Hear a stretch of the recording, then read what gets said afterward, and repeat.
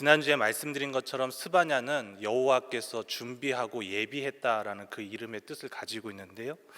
오늘은 두 번째 시간으로 여호와께서 스바냐를 통해서 스바냐의 그 이름을 통하여서 여호와께서 예비하시고 또 준비하시는 그런 공동체, 그 성전 회복의 모습, 성전에서 회복된 그런 공동체는 어떻게 살아가는 공동체인가를 오늘 스바냐를 통해서 한번 말씀을 나눠보도록 하겠습니다. 제가 지난주에 또 한 가지 말씀드린 것은 예화를 따로 찾지 아니하고 제가 쓴 글 중에서 하나씩 이렇게 말씀드리겠다라고 말씀을 드렸는데요. 2019년 새해를 맞이하면서 첫 예배를 드리고 난 다음에 제가 썼던 글입니다. 나에게 한정된 시간이 주어진다면 나는 무엇을 할 것인가? 2019년 새해를 맞이하며 주님의 교회 사역의 절반을 마치고 반을 남겨두었다. 도서관에서 성경과 씨름하고 준비했던 시간이 지나고 더 큰 그림을 캔버스에 그려가며 준비하고 있는지 스스로에게 물어보았다.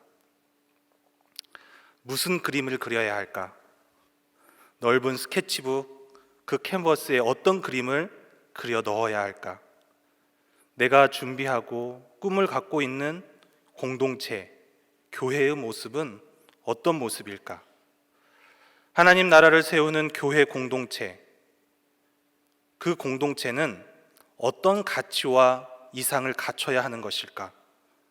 하나님 나라의 리더는 어떤 모습, 어떤 조직, 어떤 역할을 감당해야 할까? 아직은 정리되지 않은, 그래서 찾아오는 두려움과 불안감이 나에게서 맴돌고 있다. 좋은 답을 찾아서 스케치북에, 그 캔버스에 그려가 보고 싶다. 앞으로의 교회, 이 공동체는 어떤 형태, 어떤 모습을 갖춰야 할까? 2019년 3년의 부목사 3년의 임기를 보내면서, 그리고 남겨진 그 3년의 시간을 생각하면서 여러 가지 고민들을 해보았습니다. 그렇다면 지금은 어떤 생각을 갖고 있을까? 오늘 본문을 읽으신 분들은 아마 한 번쯤은 이런 질문을 해보셨을 거라고 생각이 됩니다. 오늘 본문에서는 성전에 대한 이야기가 한 구절도 나오지 않고 또 성전에 대한 말씀도 나오고 있지 않은데, 어쩌면 성산, 11절에 등장하는 성산이나 9절에 등장하는 여호와의 이름을 부르는 백성, 이 말씀을 가지고 어떠한 말씀을 전하려고 하는 것은 아닐까라고 생각해 보시는 분들도 계셨을지 모르겠습니다. 오늘 본문은 구체적으로 성전에 대해서 아무런 이야기도 하고 있지는 않습니다. 다만 하나님의 백성이 이 시온 백성이 이 하나님의 공동체가 앞으로 어떤 모습을 갖추고 살아가야 하는지에 대해서, 그것에 대해서 말씀해 주고 있습니다. 그러니까 오늘 주제의 회복된 성전은 성전이기보다는 성전이 어떻게 구성되고 어떠한 모습을 갖추고 있는 것이라고 말씀드리기보다는 그 성전 안에 있는 그 공동체는 어떠한 모습의 공동체가 되어야 하는지에 대해서 말하려고 하는 것입니다. 그리고 스바냐는 그거에 대해서 오늘 9절에서 13절까지 우리에게 말씀해 주고 있습니다. 먼저 8절 본문을 제가 봉독해 드리도록 하겠습니다. 나 여호와가 말하노라. 그러므로 내가 일어나 벌할 날까지 너희는 나를 기다리라. 내가 뜻을 정하고 나의 분노와 모든 진노를 쏟으려고 여러 나라를 소집하며 왕국들을 모으리라. 온 땅이 나의 질투의 불에 소멸되리라. 오늘 읽었던 8절의 본문이 열방과 이스라엘, 이 유다에 향한 마지막 심판의 핵심 구절이라고 할 수가 있습니다. 열방을 모아서 온 땅이 하나님의 질투의 불에 소멸될 것, 그것을 말씀해 주고 있습니다. 하나님이 작정하신 분노와 그 진노는 진노로 인해서 온 땅은 소멸될 것이다. 그렇게 모든 심판을 다 받게 되면 그 심판의 진노가 온 열방과 이스라엘에게 임하고 나면 어떻게 될까요? 바로 9절입니다. 9절 말씀은 스바냐서 열방 심판에 대한 터닝 포인트가 되는 그 분기점이라고 보통은 이야기를 합니다. 그리고 이 스바냐 본문이 이제 심판을 넘어서 이 바벨론 포로 후기 시대, 제2성전 시대를 어떻게 바라보았는지, 그리고 스바냐가 바라본 그 하나님의 백성, 또 그 믿음의 사람들이 모인 공동체는 어떤 공동체가 되어야 하는지를 이제 구체적으로 9절에서부터는 우리에게 말씀해 주고 있는 것이죠. 9절 말씀 우리 함께 봉독해 보도록 하겠습니다. 그때 내가 여러 백성의 입술을 깨끗하게 하여 그들이 다 여호와 이름을 부르며 한 가지로 나를 섬기게 하리니. 모든 심판이 마치고 나면, 이제 열방도 이스라엘도 심판을 다 받고 나면 이제 내가 여러 백성, 모든 백성의 입술을 깨끗하게, 그들의 입과 그들의 말을 정결하게 할 것이다. 그들이 모여 다 여호와 이름을 부르게 될 것이다. 그리고 그들이 한 가지로 나를 섬기게 하겠다. 여기서 한 가지는 공통된 생각이나 또는 한 가지, 딱 한 가지만 의미하는 것이 아니라 사람과 사람, 그 어깨 사이가 연결되어서 나를 섬기게 될 것이다. 그러니까 이 한 가지는 어깨와 어깨 사이, 동등한 기준과 평등의 원칙에 따라서 나를 섬기게 될 것이다라고 스바냐 예언자는 보았던 것이고, 하나님은 우리에게 말씀해 주고 있는 것입니다. 어떻게 해요? 그들의 회복된 백성, 그들의 입술이 깨끗하게 될 것이고, 또 한 가지로 여호와를 섬길 것이다. 입술이 정결하게 될 것이다. 그런데 그 입술은 어떻게 정결하게 될까요?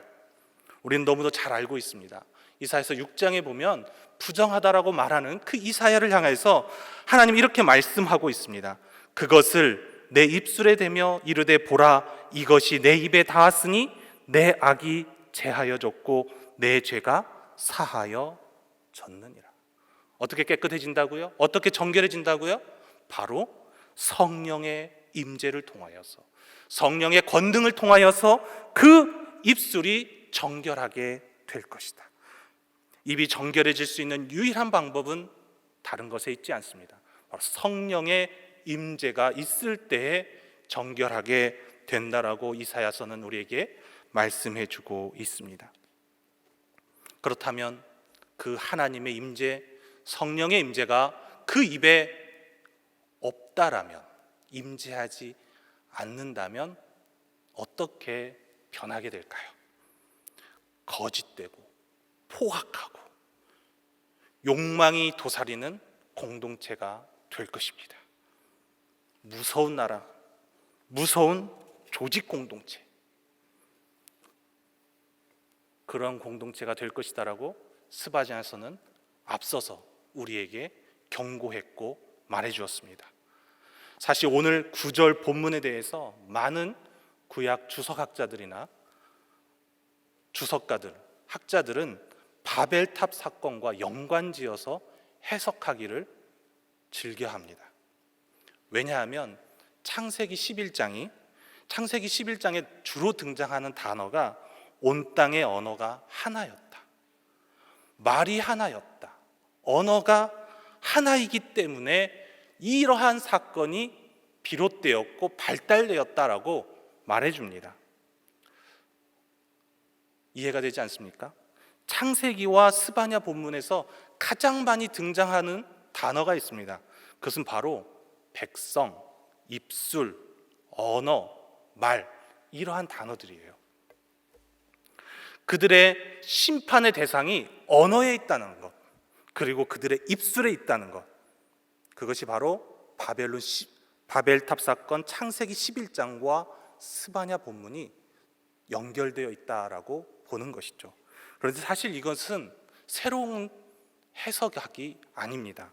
실제로 유대 회당에서는 3년마다 한 번씩 모세 오경을 이렇게 주기적으로 읽게 되는데, 그 모세 오경을 읽을 때 창세기 11장 1절과 함께 읽는 본문이 바로 스바냐서 3장 9절과 17절 그리고 20절을 함께 읽습니다. 그러니까 이러한 해석 방법은 전혀 새로운 것이 아니라 원래 이 전통적인 유대인들의 해석 방법이라는 것이죠. 그렇다면 바벨탑 사건의 이 전말이라고 하는 것, 이 바벨탑 사건의 문제가 무엇인가요? 언어가 하나였기 때문이었을까요? 그들이 자신들의 이름을 내기 원했다라는 것이죠. 자신들의 이름을 높이기 원했습니다. 스바냐서 사건의 절정에서 일어난 변화가 있다면 무엇일까요? 이 거짓된 백성의 입술에서 여호와의 이름을 부르는 백성으로 전환되는 것입니다. 바뀌더라는 것이죠. 이 바벨탑 사건을 바라볼 때 우리는 한 가지 생각해야 될 것은 그들의 언어가 하나였기 때문에 이 모든 상황들이 발생되더라는 것이에요. 입시 준비를 하면서 가장 힘들었던 것이 무엇이었을까? 영어 점수이었겠습니다. 성경을 읽으면서 바벨탑 사건을 읽으면서 왜 그때 교만하게 행해서 내가 이러한 영어 시험을 보도록 했는가? 창세기 11장을 정말 찢어버리고 싶었어요. 하지만 바벨탑 사건은 이 언어가 하나였기 때문에 문제가 발생하는데, 그 원인이 무엇인가? 그들이 그 언어를 가지고 무엇을 행하고자 하였는가? 거기에 사건의 본질이 담겨져 있다는 것이죠. 신할 평지에 사람들이 모였습니다. 신할 평지에 이 모여있는 사람들이 분명히 있었겠지요. 그리고 그곳에서 탑을 쌓아가기 시작합니다. 그러면 그 탑을 쌓아갔던 사람들은 어떠한 사람들일까요?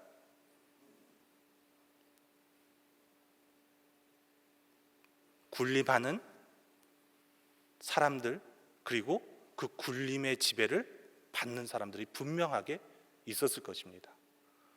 바벨탑 사건의 문제는 여기서부터 시작됩니다. 같은 언어를 가지고 뜻을 모아서 약자를 다스리려고 했던, 거기서부터 시작한다라고 하는 것이죠. 자신들의 세상을 세우기 위해서, 자신들이 세상을 다스리기 위해서, 자신들이 나보다 못한 자보다 그 위에 서서 군림하기 위해서, 그리고 자신들이 가지고 있는 그 욕망을 나타내기 위해서, 내세우기 위해서 그들은 바벨탑을 쌓아가기 시작합니다. 그래서 유명한 구약학자인 월터 브루그만은 이에 대해서 이렇게 해석하고 말하고 있습니다. 하나님을 거부하고 자신들의 성체를 지어 스스로 존재하려는 성체 인간성을 보여준 사건, 그 사건이 바벨탑 사건이다. 바벨탑을 쌓기 위해서 그렇다면 필요했던 것은 무엇이었을까요? 무엇이 필요했을까요? 같은 언어를 가지고 있고 다스리는 민족에게 가장 필요했던 것은 무엇인가? 바로 강한 제국주의입니다. 그리고 강한 독재이죠. 막대한 노동력을 생산해낼 수 있는 강한 독재만이 바벨탑을 완성할 수 있는 유일한 길이었던 것이죠. 바벨탑 사건의 본질은 바로 그 언어를 가지고 제국의 억압과 착취, 그리고 정복국가가 피지배국 민족을 전갈과 채찍으로 다스리면서 쌓아갔던 사건, 그 사건에 대해서 하나님은 어떻게 심판을 행하셨는가요? 바로 바벨탑에 쌓아가는 그 사람들 사이에 친히 임재하여 내려오셨다라고 하는 것입니다. 제국에 몰라 여러 나라와 민족이 하나님의 임재하심으로 갈라지고 흩어져서 나뉘어지더라. 그러니까 바벨탑 사건을 통해서 우리가 한 가지 생각해 볼 수 있는 것은, 하나님의 뜻은 제국주의나 일방적인 리더십이나 그러한 나라나 민족, 국가, 그러한 가치를 추구하는 자는 바벨탑 사건, 그 사건을 또다시 경험하게 될 것이다 라고 하는 것을 말하는 것이죠. 오늘 스바냐도 그거에 대해서 우리에게 이미 경고한 바 있습니다. 열방을 심판하시는 하나님, 그 하나님께서 말씀하시는 것이 무엇인가요? 바로 제국, 독재, 이 바벨탑처럼 욕망을 쌓아가는 그 민족, 그 백성, 그 공동체는 아수르처럼, 바벨론처럼 살아가려고 하는 그런 민족에 대해서 하나님께서 어떻게 하시겠다? 심판의 불로 그들을 심판하시겠다. 하지만 그렇게 행하지 않고 이제 회복되는 새 공동체, 새 이스라엘 공동체는 어떻게 될 것이다? 한 가지로 나를 섬기게 될 것이다. 정반대의 이야기를 하고 있는 것입니다. 한 가지, 어깨와 어깨가 서로 하나가 되는, 인간 위에 인간이 없고 동등한 권리와 동등한 인격체가 만나서 하나님을, 여호와를 섬기게 될 것이다. 그렇게 회복되는 그러한 공동체에는 세 가지 특징이 나타납니다. 첫 번째는 열방이 하나님께 예배하는 공동체가 될 것이다 라고 하는 것이죠. 저는 이러한 공동체를 선교적 공동체라 부릅니다. 10절 말씀입니다. 내가 구하는 백성들 곧 내가 흩은 자의 딸이 구스강 건너편에서부터 예물을 가지고 와서 내게 바칠지라. 구스강 건너편에서부터 예물을 가지고 와서 하나님께 드리는 일이 생길 것이다. 즉 열방이 주께 돌아오게 될 것이다. 여러분, 교회 공동체가 존재하는 이유와 목적이 무엇이라고 여러분들은 생각을 하고 있습니까? 예배학자에게 교회가 존재하는 이유, 그 이유가 무엇이냐라고 묻는다라면 당연히 예배 드리기 위해서 교회가 존재한다. 하나님께 예배 드리기 위해서 교회가 이 땅에 존재하는 것이다 라고 말할지 모르겠습니다. 그렇다면 예배를 드리는데 믿는 자만 드리는가? 라고 질문한다면 뭐라고 대답할까요? 열방이 주께 돌아와 예배하는 것이라고 대답하지 않을까요? 그걸 선교학자들은 열방을 향한 하나님의 계획, 그 뜻은 선교이며 교회가 존재하는, 교회가 하는 모든 행위는 선교적이어야 한다라고 답할 것입니다. 교회가 존재하는 이유와 목적이 있다면 선교하기 위함이다라고 답할 것이다 라고 하는 것이죠. 그런데 선교하는 교회와 선교적인 교회는 분명한 차이를 가지고 있습니다. 선교하는 교회는 어떤 교회일까요? 선교를 추구하는 교회입니다. 선교를 많이 하려고 추구하는 교회가 선교하는 교회예요. 그럼 선교적인 교회는 어떤 교회일까요? 우리가 행하는 모든 행위가 선교다라고 하는, 선교적이다라고 하는 그 의미를 갖고 행해야 한다라는 것에서부터 분명한 차이를 가지고 있습니다. 그래서 예배도 선교적이어야 하고, 선교, 구제, 봉사도 선교적이어야 하고, 우리가 나누는 나눔도, 구제도, 복지도 선교적이어야 한다라고 말하는 것, 그것이 바로 선교적 교회다라고 우리는 부를 수가 있는 것입니다. 우리가 행하는 모든 봉사, 모든 헌신, 그것은 어떻게 해야 될까요? 선교이어야 할까요? 선교적이어야 할까요? 선교적이어야 한다. 내가 하는 모든 행위는 복음을 증거하는 증거자로서, 또는 삶에서 복음을 증거하고 선포하는 그 선포자로서 메시지를, 하나님의 메시지를 담고 있고 그 메시지를 증거하는 증인으로서 선교적 삶을 통하여서 이웃에게 봉사하고 구제하고 또한 예배하고 섬기고 해야 한다. 그게 바로 선교적 교회예요.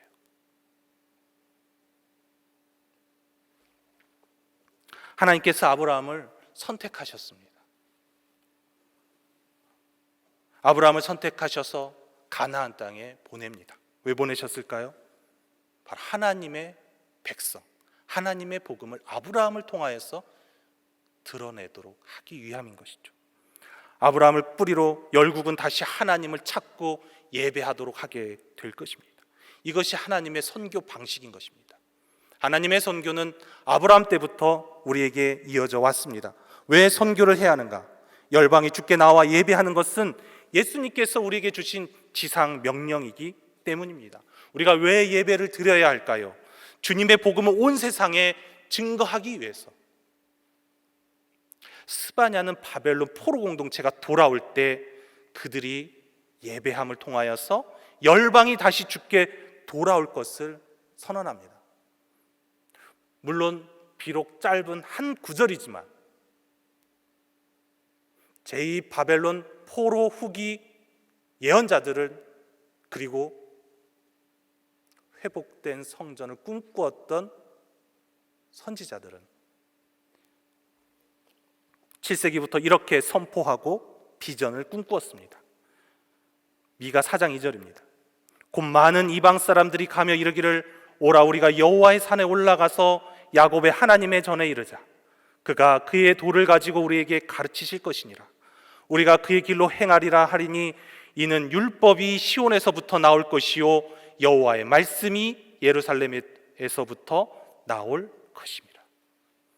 그리고 제2 바벨론 포로 후기에 이 말 하나님의 말씀을 전한 이사야서, 제2 이사야서 55장 7절에서는 이렇게 말씀합니다. 좋은 소식을 전하며 평화를 공포하며 복된 좋은 소식을 가져오며 시온을 향하여 이르기를, 내 하나님이 통치하신다 하는 자의 산을 넘는 발이 어찌 그리 아름다운가. 열방이 주께 나오는 것, 그것은 복음이 증거되고 그들이 한 하나님을 섬기기 위해서 돌아오는 것입니다. 그 비전을 품는 것, 그것이 바로 예언자의 비전이고 우리의 비전이 되어야 할 줄 믿습니다. 또한 새로운 공동체가 되면 어떠한 일이 일어날까요? 교만, 거짓, 불의가 없는 그런 공동체일 것입니다. 저는 이것을 공적 윤리의 공동체다라고 부르고 싶습니다. 11절과 13절 말씀입니다. 우리 함께 봉독해 보도록 하겠습니다. 그날에 내가 내게 범죄한 모든 행위로 말미암아 수치를 당하지 아니할 것은 그때에 내가 내 가운데서 교만하여 자랑하는 자들을 제거하여 내가 나의 성산에서 다시는 교만하지 않게 할 것임이라. 이스라엘의 남은 자는 악을 행하지 아니하며 거짓을 말하지 아니하며 입에 거짓된 혀가 없으며 먹고 누울지라도 그들을 두렵게 할 자가 없으리라. 오늘 본문에 등장하는 11절 본문에 등장하는 그날에 내가라고 시작되는 것을 볼 수가 있습니다. 여기서 내가는 2인칭 단수 여성형입니다. 즉 시온을 가리키는 것이죠. 오늘 본문에는 시온이라는 단어가 나오지 않지만 여기서 내가는 2인칭 여성형 단수로 시온을 상징해요. 그 시온을 향한 하나님의 말씀에 뭐라고 적혀 있는가? 더 이상 수치를 당하지 않을 것이며, 그리고 교만하여 자랑하는 자들, 그리고 그들 사이에 남겨진 자들, 그 가운데 악, 거짓된 혀가 없을 것이다. 여기서 악은 스바냐서 2장에 등장하는 불의와 같은 단어입니다.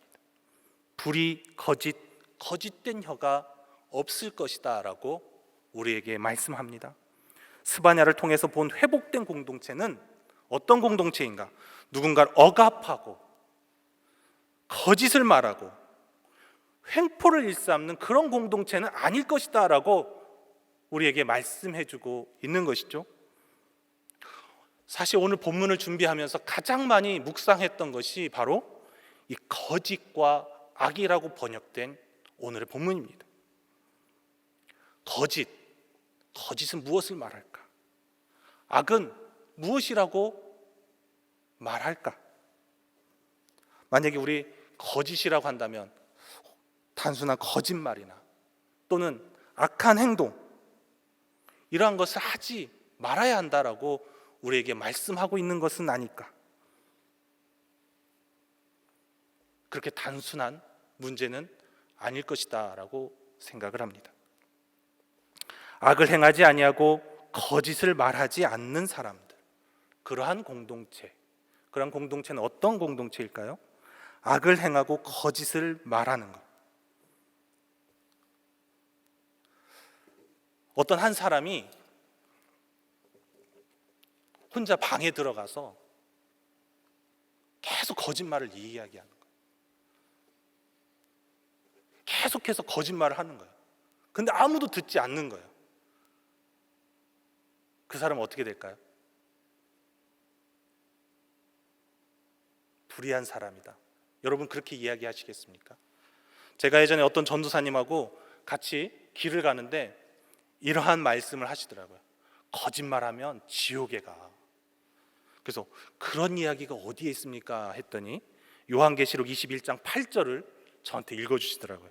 두려워하는 자들과 믿지 아니하는 자들과 흉악한 자들과 살인하는 자들과 음행하는 자들과 점술가들과 우상 숭배자들과 거짓말하는 모든 자들은 불과 유황으로 타는 못에 던져지리니. 거짓말하면 지옥 간다라고 저한테 이야기를 해주시더라고요. 제가 곰곰이 생각을 해보았습니다. 내가 살면서 얼마나 많은 거짓말을 했는가. 주일학교 때 어머니께서 주신 헌금을 살짝 뽀리 해가지고 아이스크림을 사 먹은 적이 있었습니다. 회개가 절로 나오더라고요. 그리고 선생님이 물어보면 혼나는 것이 싫어서 보충 수업 야자 때 아파서 도망갔다라고 거짓말했던 것도 생각이 나고, 주일학교 선생님한테 거짓말했던 것도 생각이 나고, 어젯밤에 뭐 했냐고 물어보는 여자친구에게 집에 있다라고 거짓말했던 것도 생각나고, 별의별 생각이 다 나더라고요. 그때부터 거짓말하면 진짜 지옥 갈까? 여러분은 저보다 인생을 더 많이 사셨으니까 저보다 거짓말 더 많이 하셨겠죠. 저보다 거짓말 안 했다라고 자부하시는 분은 인정해 드리겠습니다. 근데 곰곰이 생각해 보면 거짓을 말했다라고 해서 지옥에 간다는, 이 유황으로, 불과 유황으로 타는 못에 던져질 것이다라고 하는 것이 무엇을 의미할까? 오늘 스바냐서가 말하는 이 본문과 같이 거짓을 말하는, 불의를 행하는 이러한 사람들은 어떤 사람들일까?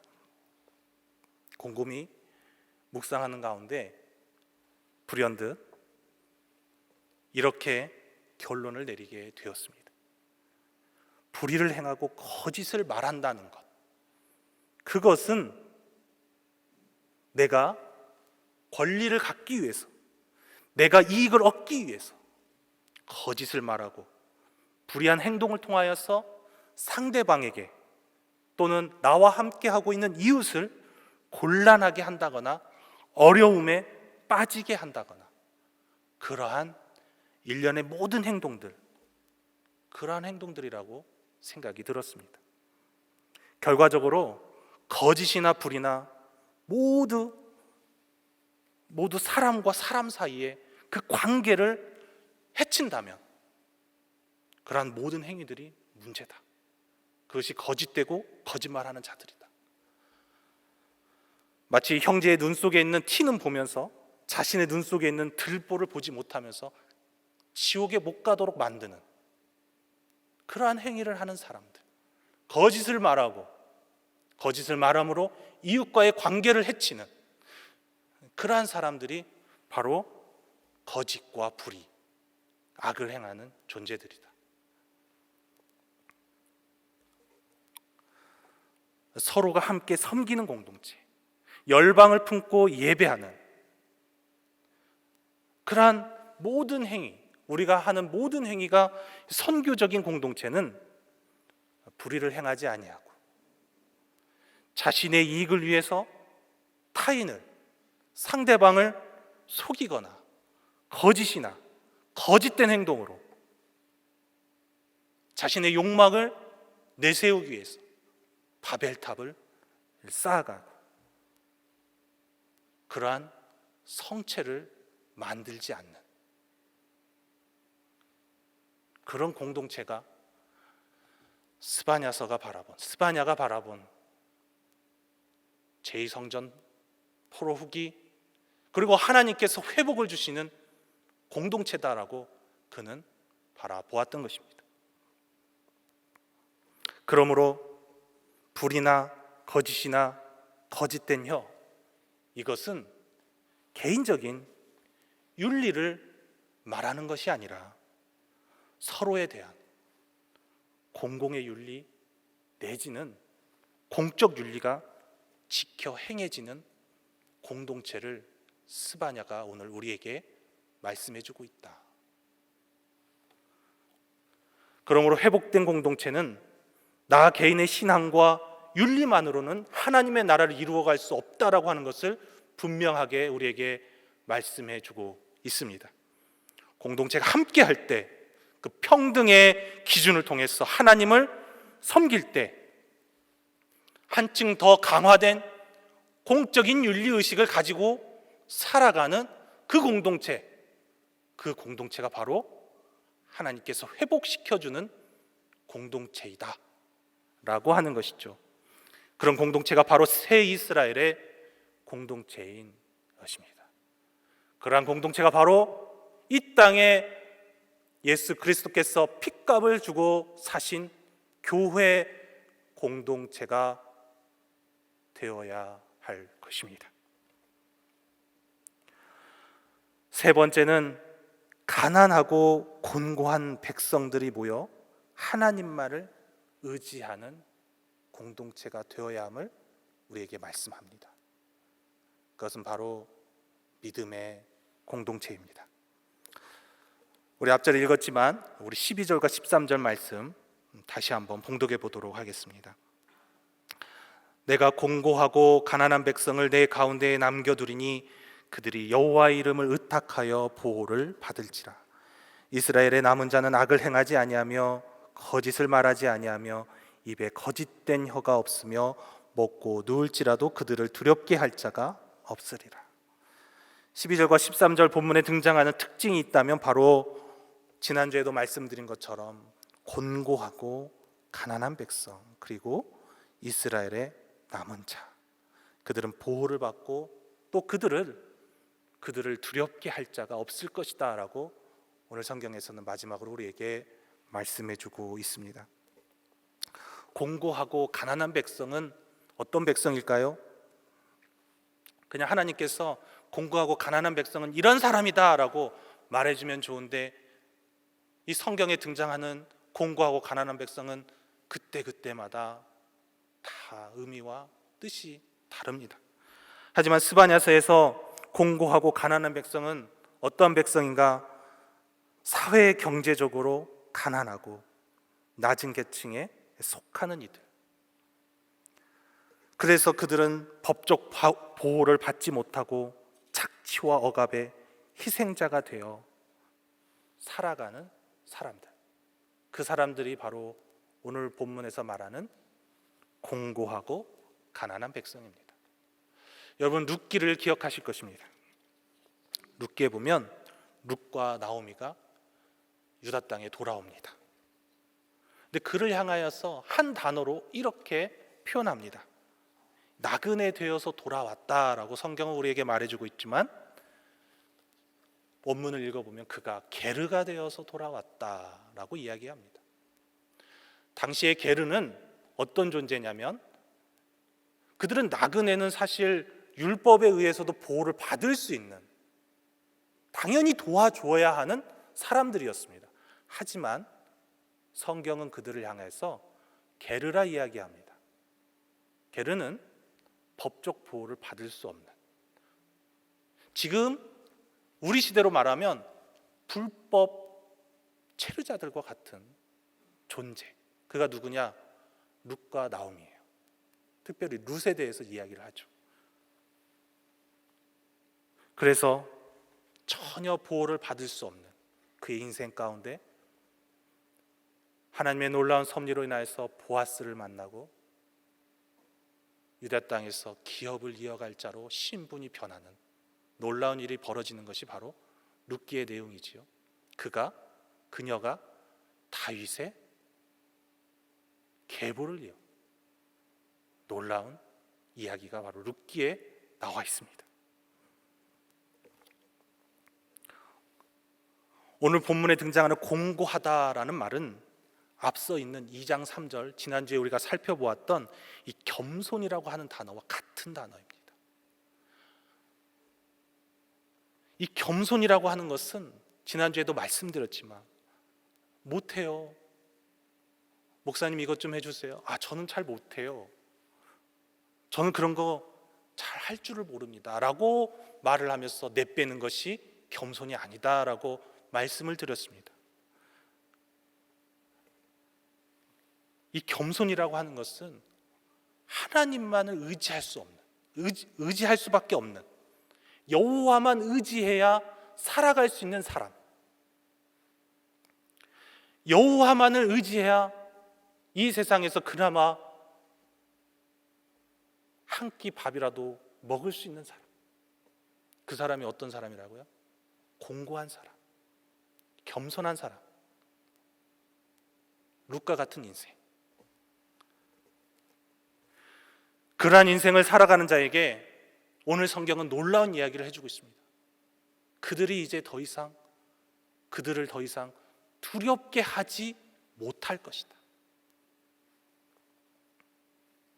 그들을 두렵게 할 자가 없을 것이다.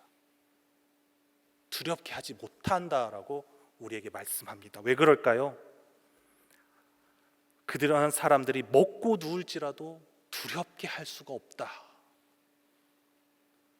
이 먹는다라는 단어가 성경에 정말 많이 나옵니다. 그런데 사자가 무엇인가를 먹는 데 쓰이는 단어 이사야서 11장에 등장하지요. 그 단어와 오늘의 단어가 전혀 다릅니다. 오늘의 단어는 초식 동물이 풀을 먹는 것을 의미할 때 쓰는 이 먹는다라는 단어를 사용했습니다. 즉 무슨 말일까요? 초식 동물이 풀을 먹고 누워 있는데 두려워할 자가 없다? 사자도 이리도 늑대도 그들을 두렵게 하지 못한다? 왜 그럴까요?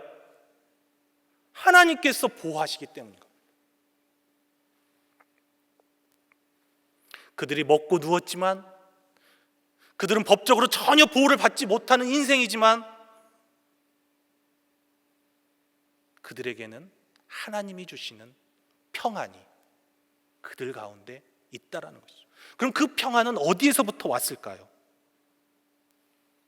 바로 그들의 공동체, 그들이 서로가 한 가지로 어깨와 어깨가 하나로 연결되어서 섬기면서 서로가 살아가기 때문에 이제는 더 이상 두려워할 필요가 없게 되었다라는 것이죠. 새 이스라엘 공동체는 한층 업그레이드된 윤리의식을 가지고 살아가는 공동체입니다. 하나님만을 섬기기 때문에 더 이상 바벨론과 같은 그러한 사람들, 그것을 꿈꾸는 사람들이 존재하지 않습니다. 인간 성체를 쌓기 위해서 거짓과 탐욕이 그들 사이에는 있지 않습니다. 서로가 믿음과 신뢰를 바탕으로 살아가기 때문에 그들이 먹고 누울지라도 두렵게 할 자가 없게 되는 것이지요. 스바냐가 바라본 회복된 공동체는 어떤 공동체인가? 바로 예배와 선교를 하나님께 나오고 그들이 공적 윤리라는 커다란 가치를 가지고 살아가는 공동체입니다. 그 안에는 하나님만 의지하며 살아가는 백성, 그리고 신뢰와 믿음을 바탕으로 평안하게 살아갈 수 있는 공동체인 것이죠. 교회는, 신앙 공동체는 어떤 공동체이어야 할까요? 그러한 사람들이 모이는 곳, 그러한 사람들이 모이는 곳이 바로 교회이고 신앙 공동체이고 바로 믿음의 공동체인 것입니다.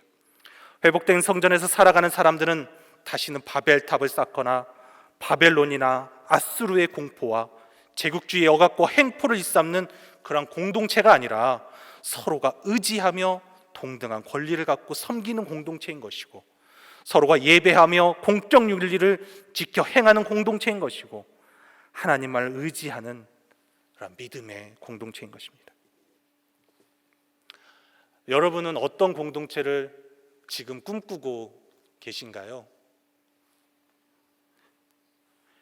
히브리어 중에 에무나라고 하는 단어가 있습니다. 에무나. 이 뜻은 견고하다, 신빙성이 있다 라는 의미를 갖고 있는 단어입니다. 근데 이 단어를 성경은 믿음이라고 번역을 주로 하고 있습니다. 이 단어에서 아만이라고 하는 단어가 파생되었습니다. 이 아만이라고 하는 단어는 견고하다, 확고부동하다, 진실하다, 신실한, 그리고 충성된, 신뢰되는, 성실한, 이러한 단어, 이러한 의미를 갖고 있습니다. 여기에서 어떤 단어가 나왔는지 아십니까? 바로 아멘이라는 단어가 나왔습니다. 스바냐가 바라본 회복된 공동체는 어쩌면 이 아만, 에무나, 아멘, 이 세 단어로 설명이 가능할지도 모르겠습니다. 그가 바라본 공동체는 바로 서로가 신실하고 충성된 사람들이 모여서 하나님을 확고한 믿음 안에서 예배하며, 또 공동체가 성실하고 진실한 믿음의 삶으로 계속해서 살아가는 것, 그것을 스바냐가 보았고, 저 또한 스바냐를 통하여서 이러한 교회, 이러한 공동체를 꿈꾸고 있습니다.